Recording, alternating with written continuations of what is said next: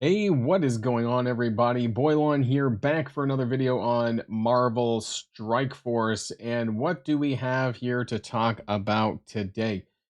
Well, interesting stuff, because this was not here at all. We were not told about any of this. What am I talking about? Well, you might have noticed it, maybe you didn't, but you will now because I'm talking about it.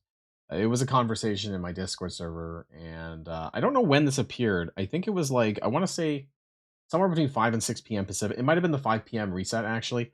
That kind of happens with the Blitz timers and things like that. But the amount of power cores and arena credits just skyrocketed.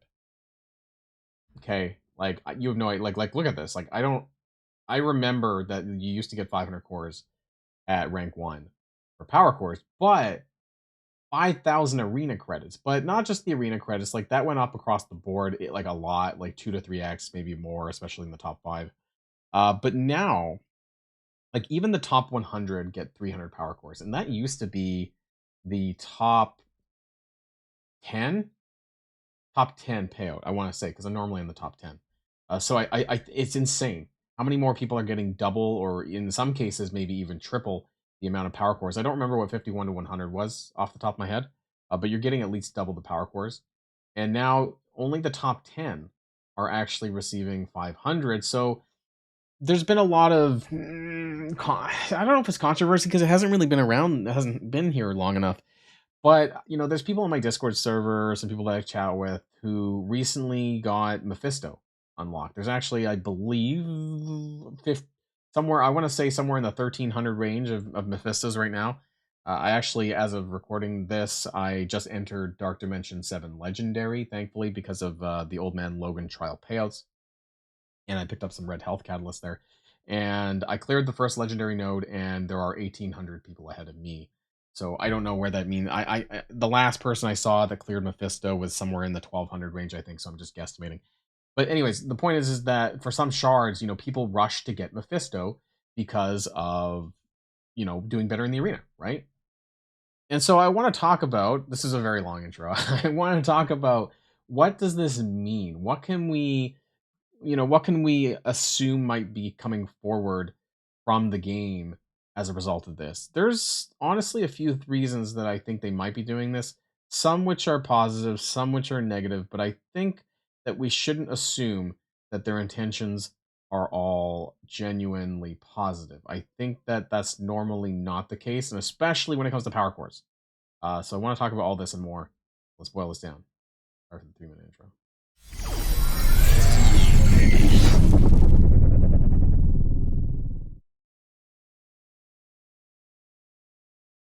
So the first thing I want to talk about is how you spend your power cores, right?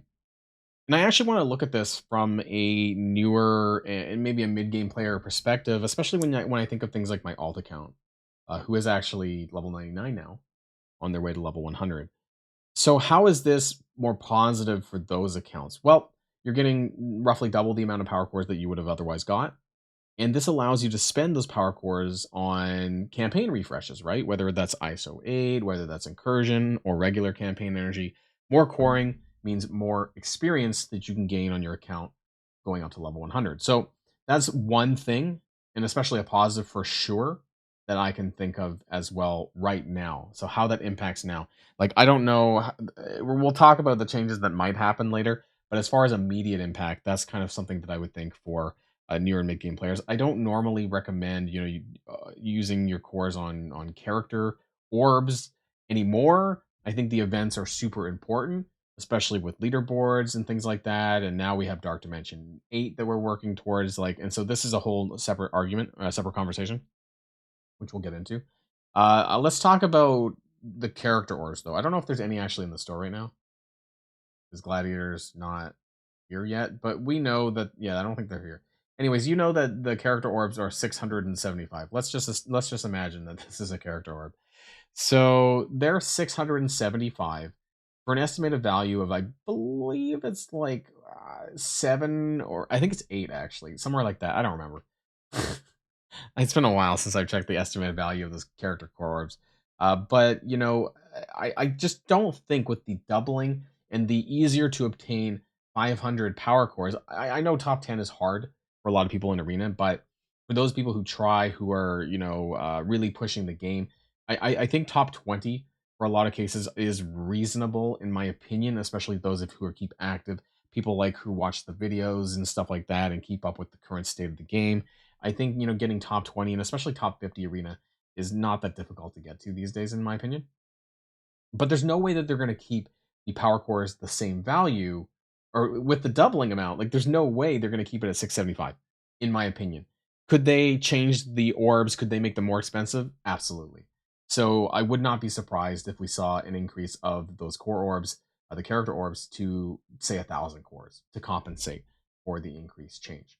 Would they change the shard drops in there? That's hard to say, but I just think that they might just make everything a little bit worse to kind of make up for us getting more power cores. Like, I don't think that they necessarily want us to get more things.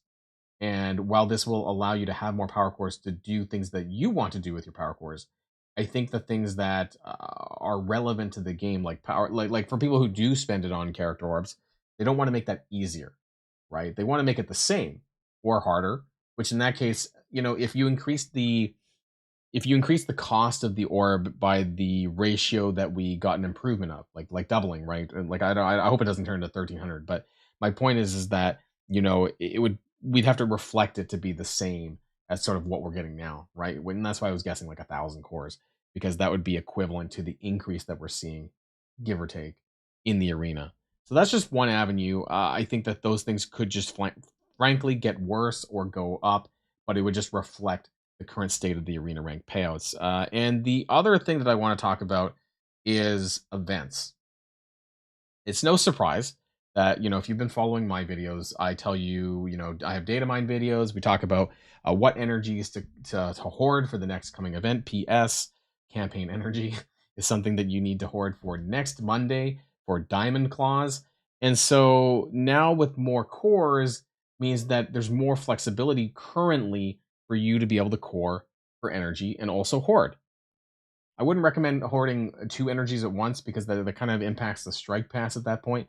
But there's going to be more cores floating around for you to be able to do this, and then hoarding. And then it makes you wonder, is hoarding going to become an expectation for these events on a weekly basis? Because it seems that they rotate the energies. It's like campaign energy, and then it's ISO 8 energy, and then it's campaign energy, and then it's ISO 8 energy, right?